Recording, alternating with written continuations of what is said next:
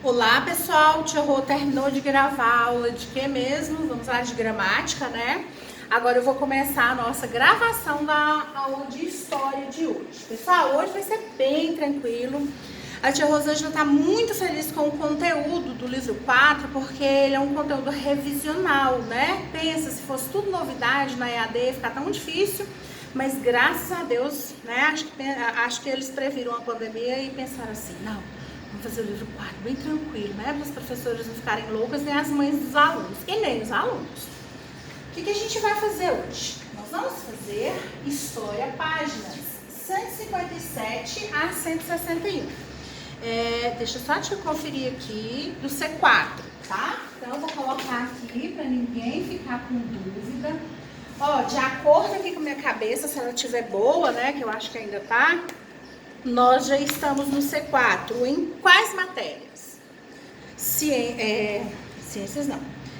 História, geografia. A próxima aula de ciências também vai ser no C4, tá? Matemática e português que ainda não, né? Mas matemática a gente está terminando. Olha que legal, para ir pro 4. E lembra que eu falei que a gente termina a gramática daqui 3 quintas-feiras? Ótimo, quando a gente terminar a gramática, a gente, né, termina o livro de português. Bom, pessoal, o que vocês precisam grifar? Vamos lá, então. Na página 157, vocês precisam grifar só a primeira frase. A frase é a seguinte: as diferenças entre o campo e a cidade não são percebidas apenas na paisagem. Ou seja, né, não é só a paisagem que faz a diferença, não. Mas também no trabalho que as pessoas exercem e nas relações que acontecem nesses locais. Por exemplo, pessoal, andando aqui pela cidade, vocês nunca vão encontrar uma pessoa colhendo milho numa colheitadeira daquelas enormes, né? Isso é um trabalho exclusivo do campo. Deixa-me ver. Vocês nunca vão para uma fazenda e vão encontrar, deixa eu ver o quê? Uma pessoa saindo lá da fazenda e falando assim, deixa eu ver. Eu trabalho no McDonald's, bem ali, perto do curral. Não existe, né, gente? Só tem nos grandes centros urbanos. Então, cada localidade tem as suas relações específicas. Na 158, vocês vão grifar para a tia Rosângela, para mim não, né, para vocês que estudam para a prova, o segundo e o terceiro parágrafo, tá? Segundo e terceiro. Na 159, atenção, vocês vão grifar essas 3 palavrinhas aqui, ó, no primeiro parágrafo, que as palavrinhas são agricultura, pecuária e extrativismo. Aí tem o extrativismo no campo, vocês vão grifar, não é o parágrafo todo não, tá? Até o segundo ponto final. Depois vocês vão grifar aqui essa frase, ó. No Brasil, todas essas atividades já eram realizadas pelos indígenas antes da chegada dos portugueses. 160, deixa eu ver o que a gente vai grifar na 160. A primeira frase, aqui em cima, e esse trechinho do texto aqui, ó, que a gente vai precisar para responder uma questão. Bom? E a 161 eu vou fazer com vocês. Vamos lá então. Pessoal, tudo que eu grifei, que eu pedi para vocês grifarem também, a tia Rosângela fez o esquema aqui no quadro. E a partir do esquema, eu vou dar a aula, né? Porque se eu ficar lendo isso aqui tudo, ninguém vai querer assistir ao meu vídeo. Vamos lá então. Trabalho e lazer no campo e na cidade. O que a gente precisa entender nesse tema aqui? A gente precisa entender que o trabalho e o lazer, né, esses dois trabalho e lazer, essas duas palavras aqui, né, trabalho e lazer, são diferentes no campo e na cidade, tá? Vamos então ao trabalho. Pessoal, hoje, né, com a expansão de tudo, da tecnologia e tal, tem alguns tipos de trabalho que antigamente eram exclusivos da zona urbana. Por exemplo, Teve um tempo, gente, que só na cidade tinha professor. As pessoas que moravam na fazenda ou ficavam sem estudar ou então se mudavam para a cidade. Hoje, né, graças a Deus, essa realidade mudou. Existem escolas na zona rural, os professores trabalham na zona rural. Tia, mas eles saem da cidade e vão para a zona rural? Pode ser, a tia conhece, né, algumas professoras que moram aqui em Lusiânia e dão lá aula na zona rural. E na família da tia Rosângela, na verdade não é na minha não, na família do meu marido. Pessoal, todas as mulheres, praticamente as mais jovens as que têm entre 30 e 38 anos, todas são professoras. Todas elas moram na zona rural, né, de Lusiânia, em Maniratuba e tal. E todas elas são professoras. Olha que legal, ela tem o seu trabalho e continua morando na fazenda. Isso é bom, né? Por exemplo, pessoal, o trabalho que é exclusivo da cidade. Existe. Por exemplo, pessoal, mas isso é uma coisa tão difícil da gente falar, quer ver?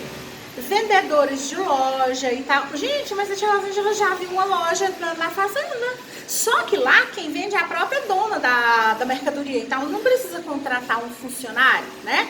Por exemplo, um trabalho exclusivamente da cidade. Você precisa ir a um laboratório para tirar sangue, para fazer exame. Só tem isso na cidade? No campo não vai ter. Você precisa ir ao banco porque o seu cartão está bloqueado. Então tem banco na fazenda, né? Só na cidade que vai ter isso. Ah, a tia Rosângela lembrou de uma coisa legal.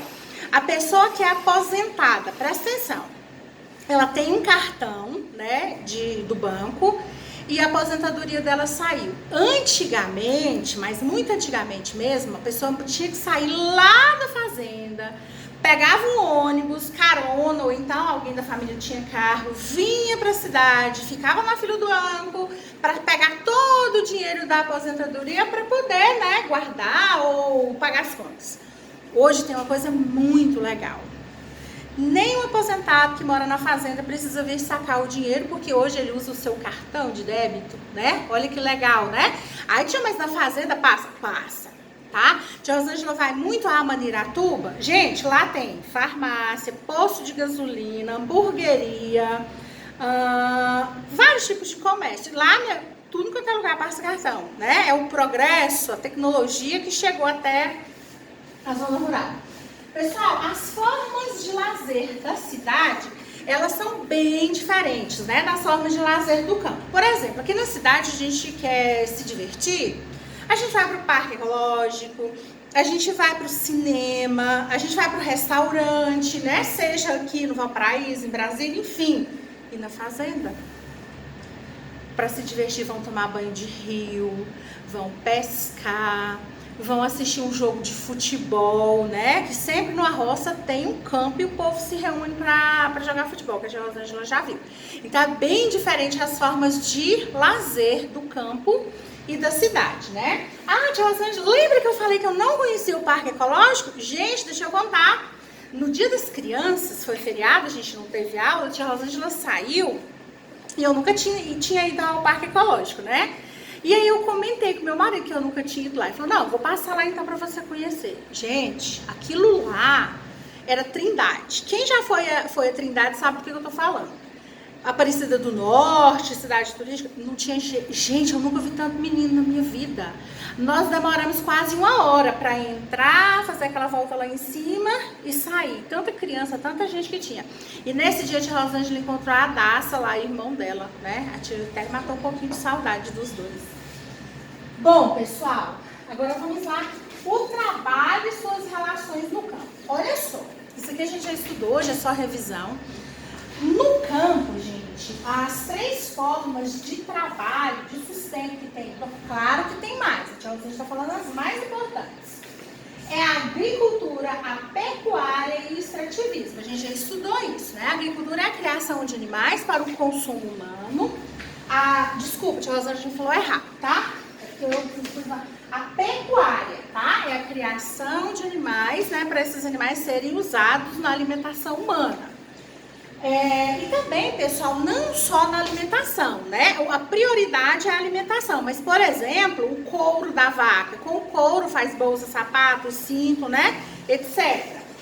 A agricultura, pessoal, é o plantio, né? Para o sustento humano também. Sem agricultura, todo mundo morreria de fome. Ó, com a pandemia, tudo teve... como é que fala? Prejuízo mesmo na agricultura, porque o povo não para de comer. E também o extrativismo. Vamos relembrar o que é isso. A agricultura, né? O homem vai lá na natureza, tira a vegetação natural e vai usar aquele espaço para plantar o que ele precisa. Pecuária, a mesma coisa. O homem vai no ambiente natural, tira árvore, planta pasto, né? Para criar esses animais naquele espaço. E o extrativismo é quando o homem retira o que é da natureza. Tem 3 formas de extrativismo.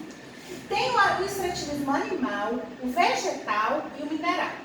Por exemplo, gente, os índios, né? E as populações ribeirinhas que a gente estudou. E o indígena é uma população ribeirinha.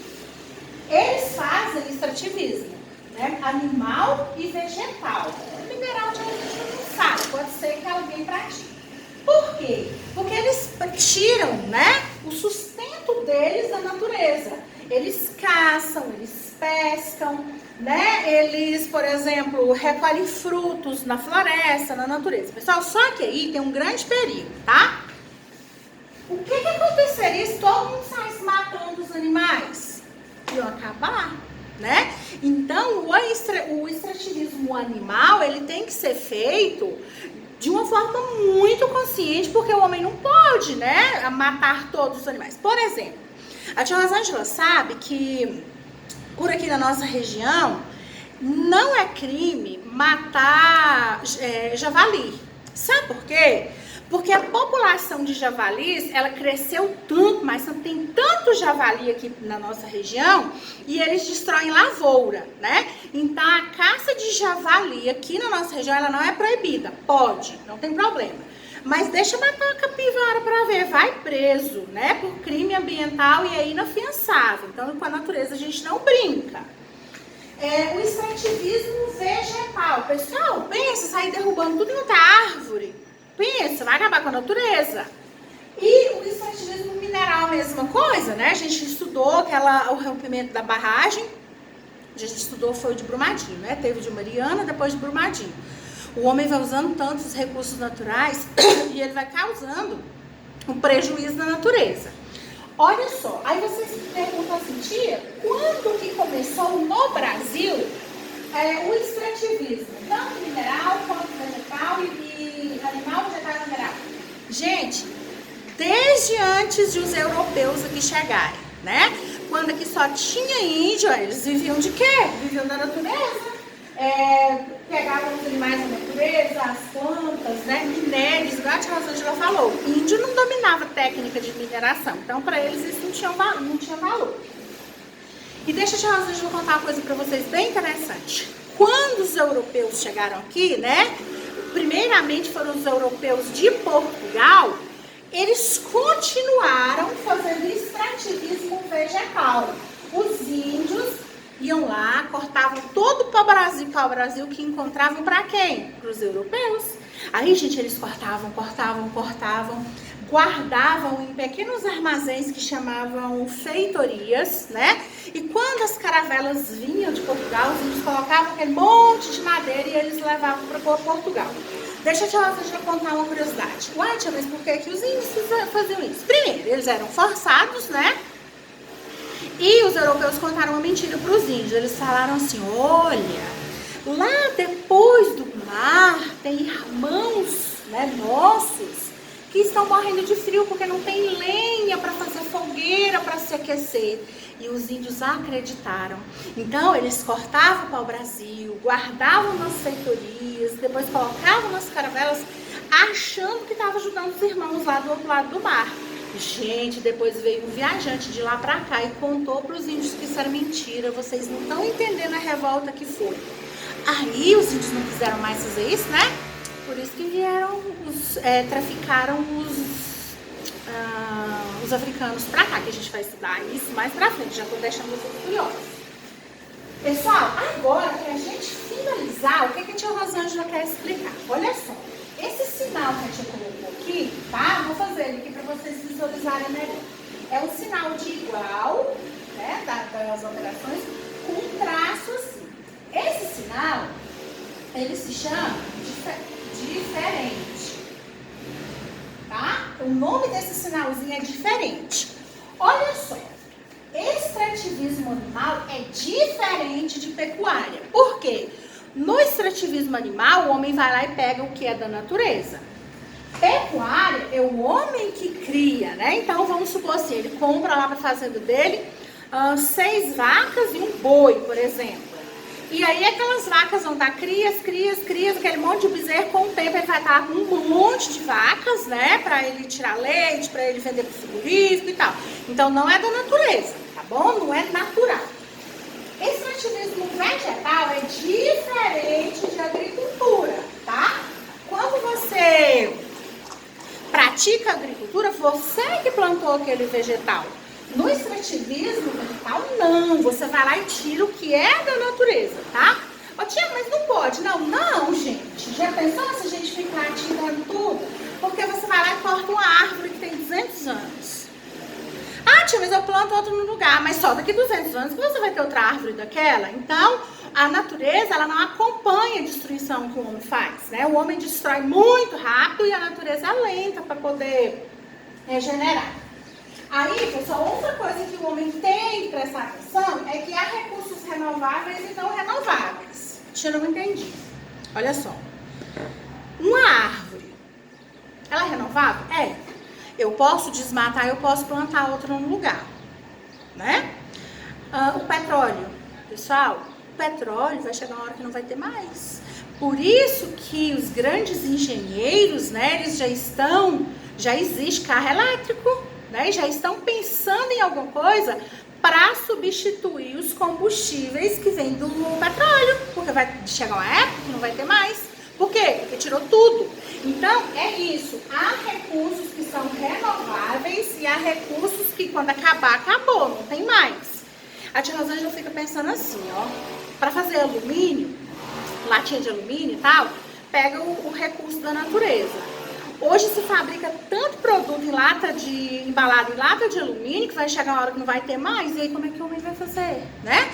Por isso que a gente tem que economizar, reciclar, reutilizar, igual a gente estudou nas aulas anteriores, tá bom? Então vamos para a atividade. Deixa eu ver aqui se a gente vai fazer ou se vocês vão postar para mim. Esse aqui é fácil, da 158 é resposta pessoal, da 160 muito fácil, ótimo. Então vamos lá, pessoal, é o seguinte, a tia Rosângela explicou isso aqui tudo, tá? Tem umas atividades para fazer que são bem tranquilas. E quando for na aula de sexta-feira, eu mando o gabarito. Porque se eu for fazer com vocês, o vídeo vai para uns 50 minutos. E o vídeo muito grande, ele demora muito para ir pro YouTube, tá? Já fica uns 3 horas esperando. Bom trabalho, tá? Fiquem com Deus.